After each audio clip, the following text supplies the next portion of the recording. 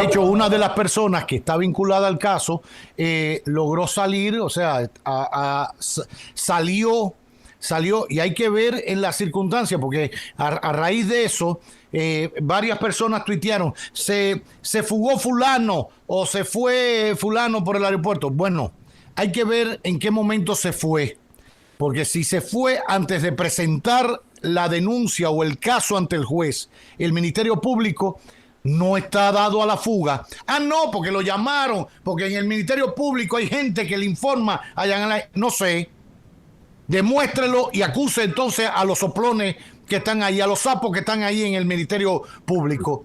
Pero si el hombre se fue antes de que se sometiera al juez la orden de detención y de allanamiento, no está fugado. Ah, bueno, en esta circunstancia él viajó. Ahora hay una denuncia contra él por X o por Y se le está buscando para apresarlo. Si él no se presenta voluntariamente, ya entonces sí está reñido con la ley. Tiene un nombre jurídico, y entonces el gobierno y el Ministerio Público puede reclamarle a la Interpol.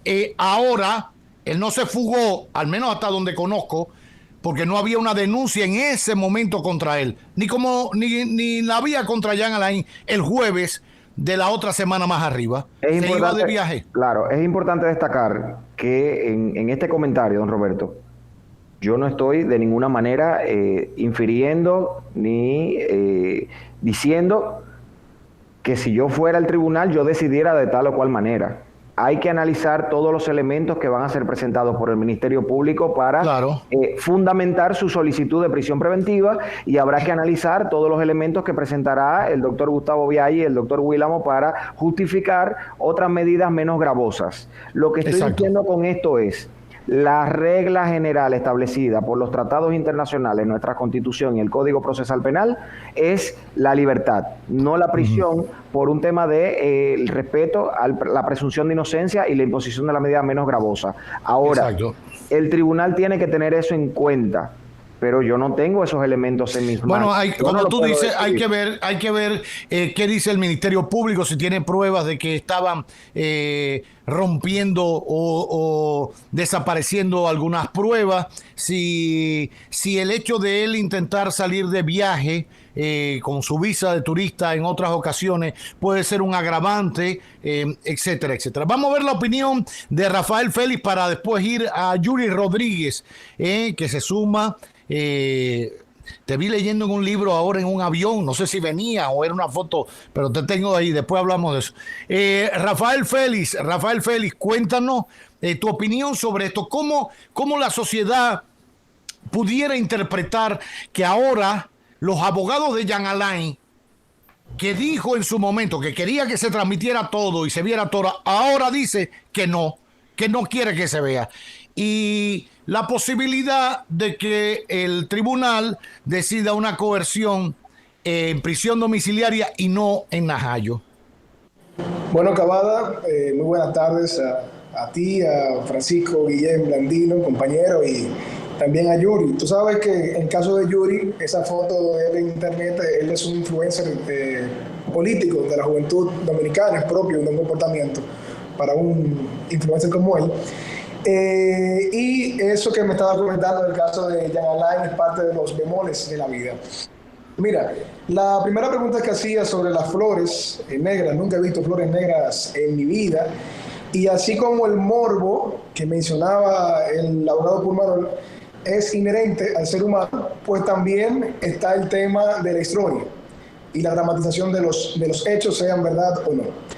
Gracias, Francisco, porque no sabía que el segundo apellido de Jean Alain era Sánchez. No estoy diciendo que sea ninguna coincidencia, pero bueno, ahí vamos. Mira, estoy totalmente de acuerdo con la opinión de Francisco en cuanto al respeto del debido proceso, y sobre todo porque siempre voy, dentro de mi filosofía política, al tema de los criterios institucionales. O sea, estar siempre apegado a las normativas, a los procesos, a los reglamentos, y considero que debe de respetarse lo que es el debido proceso, en este caso del juicio. Como bien dice Francisco, hoy puede ser Jean Alain, mañana puede ser Pedro, el otro día puede ser Ramón. y siempre va a quedar una jurisprudencia, o sea, un hecho precedente al otro del cual al final se va a tomar como ejemplo.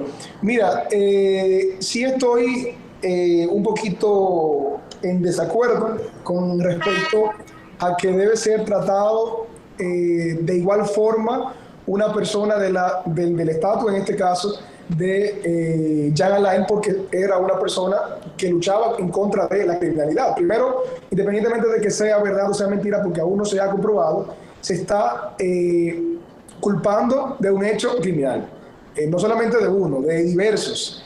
Y en cuanto a Francisco, quisiera responderle de que no solamente la medida de prisión preventiva, esta medida que estoy totalmente de acuerdo, la última que se debería de tomar, es por un asunto de si el sujeto que está siendo acusado va a escapar o no, sino que, como bien tú dijiste, es por también uno de los criterios es garantizar la integridad y la fidelidad de la investigación.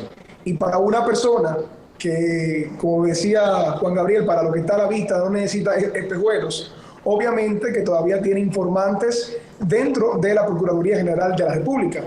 No es de sorprender que de un día a otro, justamente cuando el miércoles se solicita al juez la detención de este ciudadano, el mismo jueves en horas de la mañana le esté ya volando. Y por cosas de la vida, el avión, como bien dice Cavada, se devuelve, y al final se dan cuenta que es él, y él tenía una alerta migratoria. No era en sí que tenía un impedimento de salida, ya eso es otro tema que se comentó la semana pasada, pero sí entiendo que una figura como Jean Alain Rodríguez, siendo verdad o siendo mentira de lo que se lo acusa, es una persona pasible de distraer pruebas por la posición que él ostentaba, porque conoce cómo funciona muy bien el sistema. Fue Procurador General de la República Dominicana y todavía tiene personas que trabajan de cierta forma para él, y que es normal porque le deben alguna cierta gratitud y lealtad por lo que él hizo por ellos en el proceso, bla, bla, bla, bla. Bueno, ahí está la... Y quería ya para finalizar, Cavada, si bien es cierto de que está pidiendo que mejor se le deje, no se le cante prisión preventiva, como él le llama, confiando en el sistema carcelario que él mismo administró durante muchos años, creo que él estaría mucho más seguro preso, producto de lo de la flor y lo de la carta de la funeraria, que fuera. O sea, preso, entendiendo que él conoce bien cómo funcionaba y administró y intentó eficientizar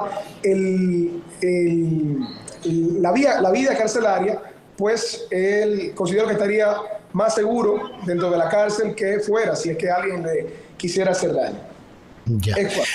Bueno, pues ahí están las opiniones. Me falta la de Yuri Rodríguez. Vámonos a una pausa breve. Estamos analizando el caso Medusa, que incluye a muchos otros imputados. Al menos hay 7. Hay 8 órdenes de detención, 7 detenidos, de un total de 20 que se mencionan todo el expediente. ¿Qué opinan nuestros invitados? ¿Debe ser prisión carcelaria para todos? ¿Todos deben estar dentro del mismo expediente, o hay delitos que no caben dentro de este expediente global, dentro de esta estructura criminal? ¿Debe o no debe hacerse pública el conocimiento de la medida de coerción, como ha ocurrido ya en otros casos, partiendo de que el conocimiento de la coerción es algo privado, es algo secreto entre las partes y los jueces? Sobre el tema de la medida de coerción se ha hablado bastante de si debería ser prisión preventiva durante el proceso de investigación. Yo creo que, como ha planteado Francisco, en términos jurídicos, la prisión preventiva es una excepción porque la libertad es la regla. Pero también hay que ser sincero y decir que el modelo judicial de nuestro país y los persecutores piden prisión preventiva porque te has robado una gallina, ¿no? Entonces no podemos tapar el sol con un dedo y pretender que ahora esa cultura vaya a variar. Sin embargo, nosotros entendemos también que cualquiera de estas personas que están siendo imputadas, tanto en el caso Medusa o en los casos anteriores, pues pudieran guardar prisión domiciliaria. De hecho, veía yo en estos días el juicio de los 7 de Chicago, no sé si lo recuerdan. Claro. Y en ese juicio de los 7, que realmente eran 8 porque estaba Bobby Seale, el del Partido de las Panteras Negras, pues 7 de esos 8 estuvieron en prisión domiciliaria durante se estableció la investigación e inclusive durante el juicio, ¿no? 7 de los 8, solamente el negro, y digo negro porque en aquel momento el tema racial era bastante duro en los Estados Unidos y sobre todo por la protesta que se habían realizado, pero 7 de esos 8 estaban en libertad en un juicio que duró más de 150 días, ¿no? En un juicio que duró más de 150 días. Entonces yo creo que el modelo de justicia en nuestro país debe de variar, debe de entender que lo que establece la ley es la prisión preventiva como excepcionalidad.